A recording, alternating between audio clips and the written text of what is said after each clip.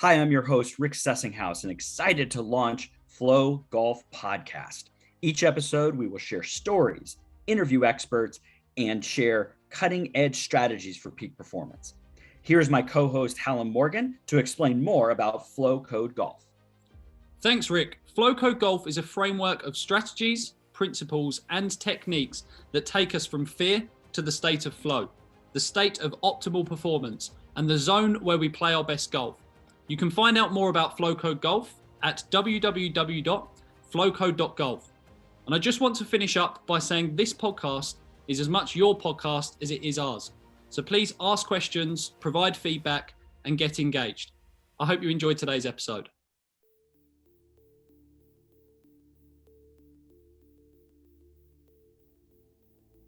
Rick, back again for another episode. I'm so excited for another chat. We're obviously moving into a new year, new season. So many players, so many people are excited to set new goals, achieve new things. So I want to take this discussion down the conversation of goals and motivation. So Rick, what's your experience been with setting goals and helping some of your players, some of your clients keep their motivation high throughout the season, throughout the off season as well? We've obviously just had that, but throughout the off season, throughout the in season, and just keeping that discipline and motivation high. Sure, yeah, and you said a few things in there that are key. We have goals, we have motivation, we have discipline, and I believe they're kind of all cohesive together, right? We get people who get very excited about creating goals, and I want to get better, and I want this handicap next year, and I think that's great. We see some excitement, yet unfortunately, some of the goal setting that I see with players is it doesn't have a plan behind it. So I know you and I are going to jump into how can we break down our goals in a little bit more of a planning thing than just something I do down the road. But the key thing, and you and I have talked about this a lot with motivation, is it's great to have a what, I want to accomplish this. We do have to be clear, why is this so important for us to pursue?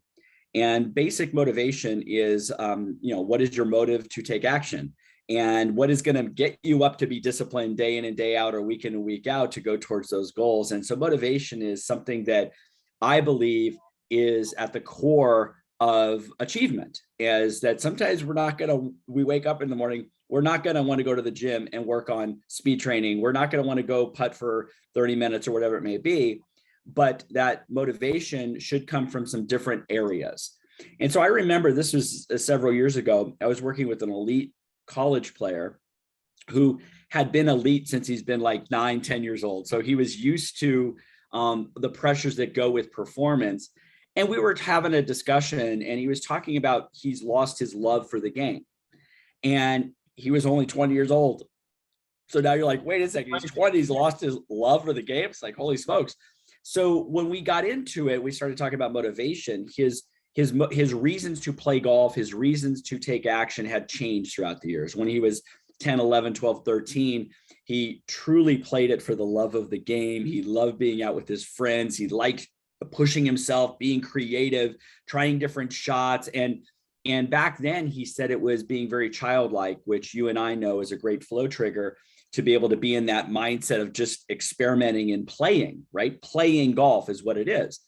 And as it shifted to getting recruited for college, and scholarships and all that kind of stuff, it started to become more of, I have to do this, and this is going to make my parents happy. And it was more about results and external things of people telling him he was good. And then like 15, 16 happens, and it starts flipping a little bit to mostly just extrinsic reasons, and that being ranking points and trophies and people telling him how great he is, and with the end goal being a college scholarship.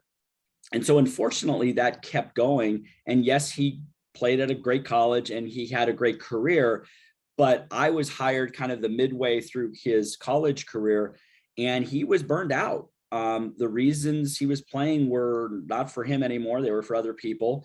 And you started seeing his discipline and his work ethic be affected, which of course affected his results. So we have an interesting dynamic. It's great to win. It's great awesome. It is. Yet if that's the only reason you're doing it, we know golf, we lose more than we win. And can we have other reasons to play? So you and I always ask our clients about why they play golf, right? And so I put it into two different basic buckets: intrinsic reasons and extrinsic reasons. And I think there should be a balancing act of that. The peak performers that I've studied, they are more intrinsically motivated. Yep. And stuff. So, I'm not sure what you feel on that subject, but I think I call it a relationship with the game. Our relationship changes throughout the years. I've been playing golf for over almost 40 years now, and it's gone from being childlike to being a job to college to now it's for other reasons. So I get that part, but deep down, why are you teeing it up today, or why are you going to practice? I think is a very powerful question. Absolutely. No, that's so true, Rick, and a great story. And thank you for sharing. And I think from my perspective, conversations with some of the top athletes in the world, their coaches over the last few years or so. And what I've learned, I believe, is yes, extrinsic motivation can get you a certain distance. I believe people that are extrinsically motivated, they can still win. There is still high performance there.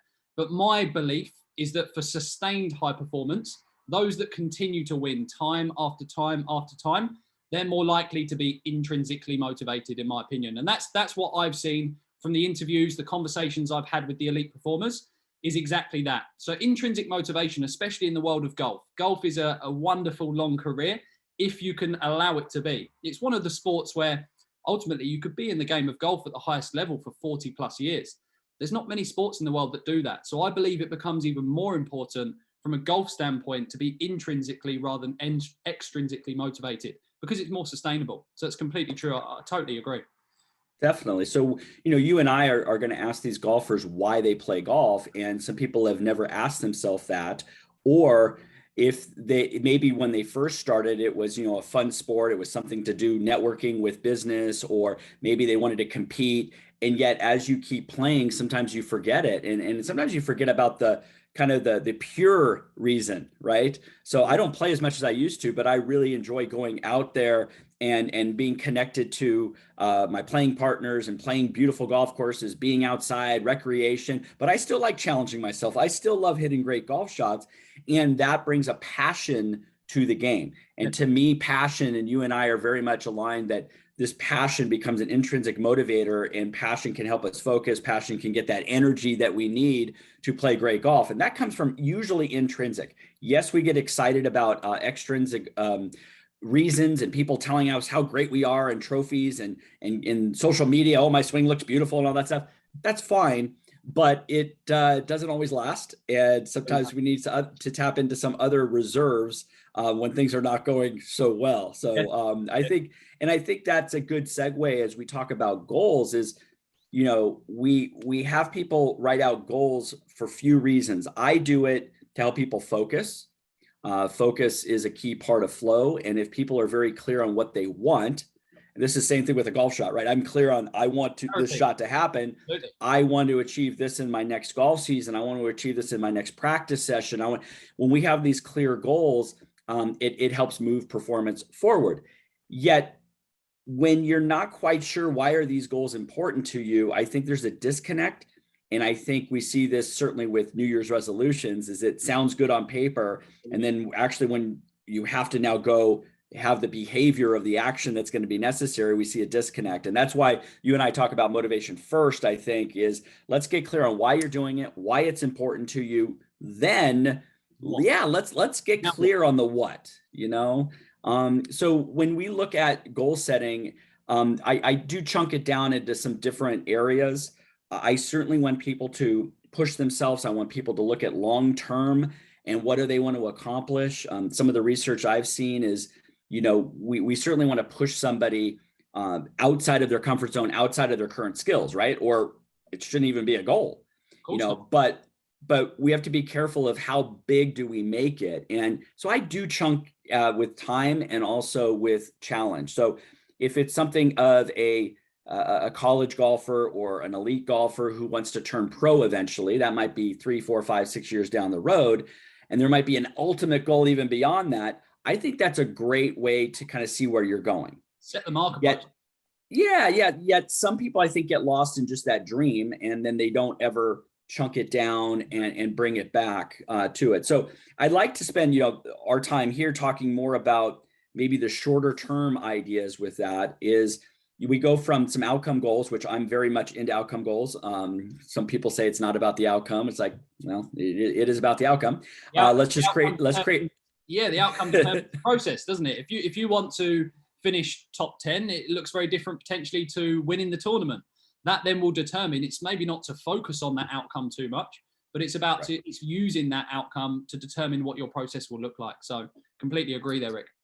Exactly. And I think the other part of goal setting is how do we measure them and how do we check back in with some of those goals along the way?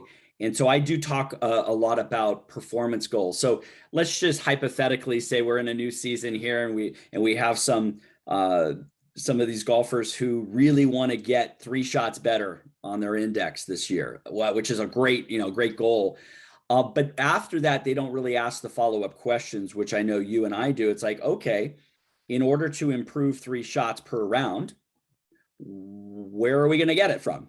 And I always look at the low hanging fruit, which would be, 3 putts and penalties and stuff like that. And but if we look deeper, we need to know specifically in golf, what are the performance factors that are leading to that? And you and I have talked about stats and stuff, but stats do give us at least a check-in point to see where our game is. And it could be, and these are very basic, everybody, people are using strokes gain and all that stuff. But even if you looked at, hey, I'm having 36 putts per round and I have 3 putts per round, I would hope that those out there who are a 9 handicap would look at that as like, whoa, I'm wasting some shots putting. Yep. So if we use that as a very basic model and say, okay, my stats say that my performance in this area is suboptimal, it's an opportunity to improve. Again, then some people stop there. I go, okay. And they go, yeah, I need to improve putting. I go, okay, great. Specifically how? So putting could be getting the ball started on line, speed control, reading of green, and mindset. I mean, those are 4 basic things. What within that do I need to get better at? Why are we 3-putting? Is it purely distance control? Is it reading greens and so on and so forth? And then I think it gets back to what you and I would then promote the most, which is what are those process goals that will help me become a better putter? And that certainly can be practice habits. And I'm going to work on start line by doing my line drill 30 times every morning and looking at where the club face is at impact. That's a mechanical thing with instant feedback that's going to help my ball get started on line. Now, you and I also work on pre-shot routine. How can I be fully committed to this putt? Visualize the putt with as much clarity as possible, do the things necessary to swing at the putter with freedom. Now we have a little bit of a mental goal connected with a physical goal. So I'd like to know from your perspective, when you start chunking these goals down for golfers, how do you now go from outcome, which a lot of people are at, now into that process? Absolutely. So I would always say that it stems from, ultimately, you're going to make a change to yourself by what you're doing on a daily basis. It comes down to success is created by a few daily disciplines, in my opinion. So, of course, we want to set that long-term goal out, exactly what you're saying there. But then it's breaking it down. It's reverse engineering and saying, right, I've got clarity on the direction. If you were to drive from California over to, I don't know, over to the East Coast or something, you map out where your destination is. But ultimately, there's a couple of things you need to decide. Number one is you need to know where you currently are. And we'll touch on self-awareness in a second and the connection to stats and bits like that. But then you need to map that route in between. You've spotted the destination. That's important. Current location is just as vital. But then it's reverse engineering all the way back for that entire route from A to B. So I would work backwards and I would say, right, okay, you want to achieve this in 5 years' time, 10 years' time, whatever the long-term goal is. Then I would ask, okay, perfect. What do you need to achieve in the next year in order to take a step towards that? Then we'd go backwards again. Okay, brilliant. You want to achieve that in a year? What do you need to achieve in the next month in order to take steps towards that? The next week, the next day, and you can even go all the way back into the next hour. You can break it right down into this current moment and decide what's your priority in the present moment, right this second. And I think that's really powerful for people because they understand that every single step they're taking on a daily basis is moving them towards that marker post, but it's all within their control. They're not lost in this dream. They're not unsure what to do right now. The only thing they have is the present moment, and they can take action on that right now with complete confidence that they're taking these steps towards where they want to be. And I think that's really important, is that trust, faith, confidence in your plan. It's not deviating from the plan and getting distracted by other people's work and other people's beliefs and values and all sorts. It's creating this plan with your trusted team, your beliefs, your values, and then understanding and believing that every step you're taking on a daily or even hourly basis is moving you towards those long-term goals. So I think that's really, really important. And that's the differentiation you say and a differentiation you make. And I think it's so vital in don't ignore the outcome goals. Outcomes are the marker post. They set the direction, but make sure that you're focused on a daily basis on the process goals, on the actions that are required to get to that point. Really, really important. Exactly. So we have these actions that are in our control. We have the habits, and I know you're very much into creating these habits that are going to, those behaviors lead to now different results, right? And we have to have then a feedback loop of, are these process goals, these habits, actually, are they getting me closer to the goal? Exactly. Some people in golf, they may go down different roads, and I'm fine with that. I think experimenting is good. I think wanting to get better is admirable, but sometimes people change what had made them great in the first place, and they're seeking too much instead of getting very clear. Okay, my putting's doing this, my club face is open, this is what I want to do, instead of saying, well, I have to throw everything out and try a whole new method and this like that. We have to be careful of that. But what you and I have talked about is the self-awareness idea of being clear where you're at now and then where you want to go. But then as we sometimes check in every day, by the way, you and I have some clients where, yeah, they're doing journaling for us. They're sending us emails on how their practice is going, or maybe it's just every month. Hey, is my game getting better in this area? And actually taking that, right? And so we have stats now, right? As a marker, if you want to say, of what our outcome is. And it's a tricky situation because I think stats can make us very aware. I think it's helped some of my players who are in denial. Okay. They'll tell me their putting's great. And I'll go, there's the evidence. There's some evidence that would be contrary to what you're telling me. So I think that helps. Yet if we get lost in stats, sometimes we don't actually do the follow-up question, because some people then look at stats as just a mechanical thing. I'm putting poorly because my putting stroke is off. I need to change it. It could be, but as most people who know me know, I'm biased to the mental game. There might be a mindset, a focus, a confidence issue that led to that. In some work, exactly. So what do you, and we'll get more into stats in a moment, but what do you utilize to help players become more self-aware? I think there's a combination of tools, and that's exactly, it's a great point, Rick, because we have to remember what the desired result is. The desired result from stats or from journaling or from even conversations with other people, with mentors, with guidance, with whoever it is, the end result we want is increased self-awareness. And I think it's so important to remember that. We're not doing anything for the sake of doing it, just to tick a box because someone else has done it or because your idol is doing it. It's understanding what the desired result is, self-awareness, increased self-awareness. Stats could be great for some players. Some players that are maybe more analytical. They like getting into the numbers. They like getting into the data. Key, really important.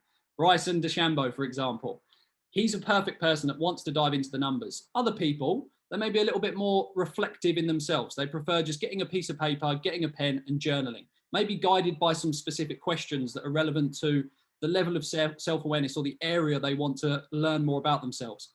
The other thing I would always say, and I think it's how we're innately built as humans, Rick, is open up conversation with someone you trust. Open up conversation with your coaches, with your family, with your friends, with any mentors that you have that may not actually be coaches. The more conversation we can have and the more we can externalize our thoughts, the more sense we can make of everything, the more we can rationalize our thoughts, our beliefs, our values, and start to implement processes moving forward. I always say to players, and it's a funny thing that we don't really think about very often. If I tasked you, Rick, to go out and find as much information about a certain person as you possibly could, the first thing you would jump to is you would jump to interviewing them, straight to the source, find the information out, ask them questions. But very rarely when we're trying to increase our self-awareness, do we ask ourselves questions. We need to interview ourselves. We need to ask questions of ourselves to gain that self-awareness, to understand more about us. So I think it's so important. As soon as we come on this call, I said to Rick, how are you? First thing I would do, and whenever I see someone, I would ask them how they are. But how often do I stop and ask myself, how are you, Hallam? Not very often. So I think it's really important to understand that to increase self-awareness, to understand more about yourself, ask yourself more questions. And that could be getting someone else to ask you questions or you just asking them yourself. So really, really vital in my opinion. And stats is one way to do that, but there's multiple different ways as well. Yeah, no, I love that. Is questions, asking the right question is one of the most powerful tools you can have. And you mentioned like having a trusted team, and not everybody who's listening to this has, their own physical therapist and sports psychologist and swing trainer. I get that. But if you have let's say you play with your friend every Saturday and they're open to you asking them questions like, hey, what have you observed about me? You may get some interesting answers like, well, you get frustrated a lot out there, or wow, why are you always being so risky off the tee, right? And it doesn't mean that they're right. It's just a feedback loop that will help you become more self-aware. And I think part of it is in golf, with stats, I understand the importance of them because I think it helps those that are delusional to get a little bit more honest. But I've seen it work the opposite a little bit, where people become so driven by stats is that they become so critical of themselves, and they use the stats almost to reinforce limiting beliefs, like, see, there's another bad putting round. There it is again. I'm a bad putter. Look at this. And it's like, whoa, time out. The stats may say that the putting was poor, but if you don't follow up with those questions again, we may realize that it was just a one day, or maybe it was, I've worked with some really good players where they get on a round of golf where the greens, because the wind or something like that, they get up to a 13 or 14 on the Stimpmeter. And they're not. Now, how often have we ever played on that? Rarely, even elite players. And they may have a poor putting performance. I don't want that to wrap into I'm a poor putter. It's, I need to work on when I get on very fast, glassy greens, how am I going to adapt? That to me is a much better question and answer than, see, that's bad putting. Yeah. And I don't think people do the follow-up questions with the stats. And I think people are doing more stats, which I get, but they're doing it for the wrong reasons. And they say, see, I'm bad at this. See, it's like, no. This is information that we're going to utilize to create better process goals. And there's other questions that I know you and I ask that have nothing to do with stats. And that's the other key part that I don't think people want to really open up is, you and I talk about commitment to shot. We talk about planning. We talk about decision-making. We talk about, are we in a focused state? You know what I mean? No, I love that, Rick. And actually you talking about those results and how they can change your beliefs about yourself negatively as well leads quite nicely into what I wanted to talk about next. But just before we do that, the key is, and I remember hearing this cycle essentially that happens both positively and negatively, and we decide whether it works one of those ways. So your results ultimately reinforce your beliefs. Your beliefs either decide how much potential you think you have about yourself. That potential you believe there is affects your action. So it affects how much action you take towards that specific thing. The more action you take or the less action you take determines your results again. Your results reinforce your belief.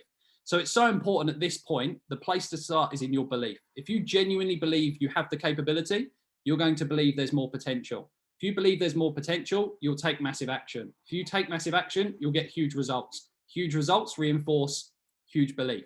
The opposite can also work. Poor belief, you end up thinking you have no potential. If you think you have no potential, you're not going to take much action. If you take less action, you know what you're going to get in terms of results, not great results. You reinforce that belief. And that's the concern with stats, is it can go either way, I believe. So it's understanding that loop cycle, that cycle works, and making sure that it's working to your benefit, not against your benefit. So just wanted to move there. We're talking about beliefs there, Rick. I wanted to dive into beliefs, really, because I think it's so important to discuss that. And I remember hearing the story, the Roger Bannister effect. And for those that haven't heard it, the 4-minute mile barrier had never been broken. Roger Bannister comes along. I can't remember the year. I wasn't born, I don't believe, anyway. But it comes along, breaks the 4-minute mile barrier. Since then, tens of thousands of high school students have gone on to break that 4-minute mile barrier. So, Rick, what's the importance, do you believe, of beliefs and making sure that people are, and on this self-awareness piece, it ties into it nicely, but making sure people are vetting their beliefs, assessing or identifying limiting beliefs, and how do you go through that process with players? Sure. Beliefs is part of what makes us up on our identity. And I know you and I will talk on a future podcast on identity and the habits and the values and such, but beliefs is a key part of that. Is not only in the moment, my beliefs are going to filter out my environment of what, like you said, potential. Can I or can I not do blank is a belief. And people look in the environment to reinforce a current belief. We have these confirmation biases all the time too. And sometimes it actually is counterproductive. We're confirming a negative belief too quickly and not challenging it. So like a quick exercise for everybody who's kind of listening is, it is very basic, is fill in the blank. Okay. I am a blank golfer. I am a blank putter. I am a blank driver of the ball. I am a blank tournament player, right? Whatever that first word is your belief. Okay. I won't share the word that came into my head. Or yeah,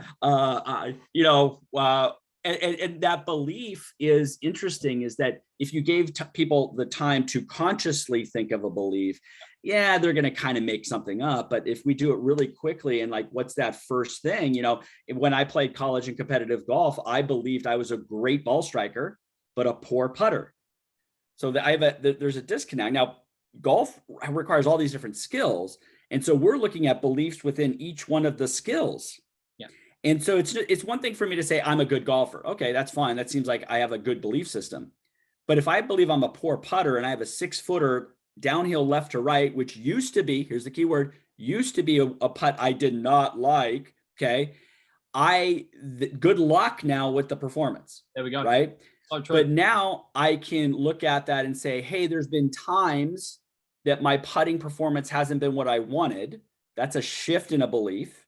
Okay. And it's true. I've been a very good putter and I've shot in the 60s. But I think it's now challenging some of these beliefs. I do it with evidence. Okay. Because golfers love to tell me I'm a bad putter. And I go, wait a second, you shot 66 last week.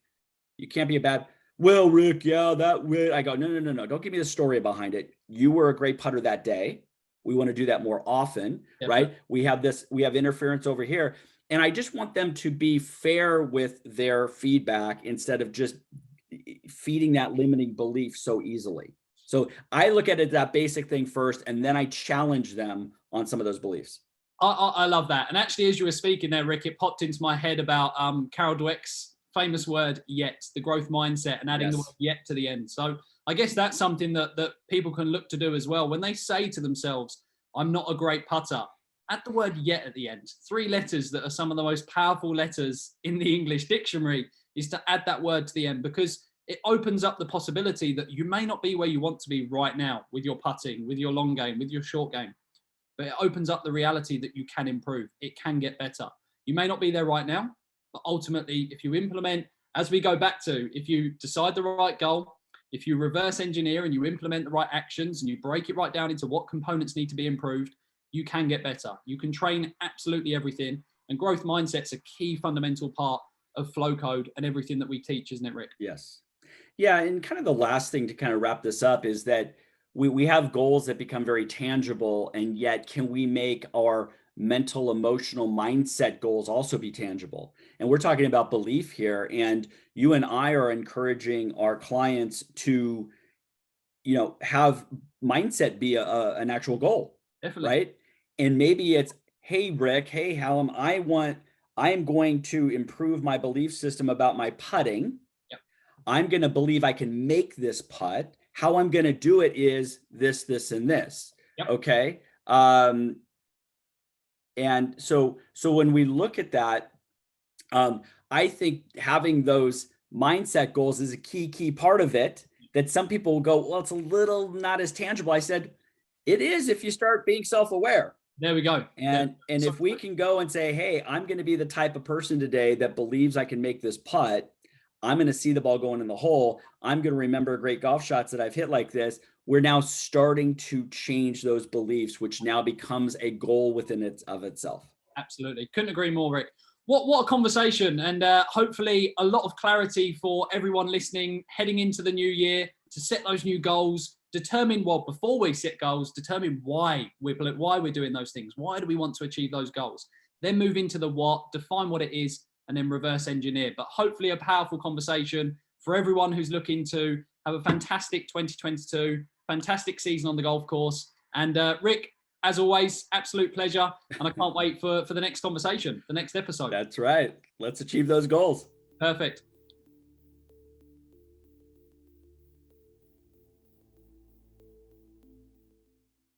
Thank you for listening to today's episode. I know you've received some incredible information. And if you would like to hear more, please subscribe. Rick, how can our listeners learn more about the FlowCode Golf Academy? Are you a coach or a player? Well, I've created 2 free masterclasses. One for a coach to help you grow your mental game coaching business, and one for a player to master your mental game. Head over to www.flowcode.golf to gain free access now.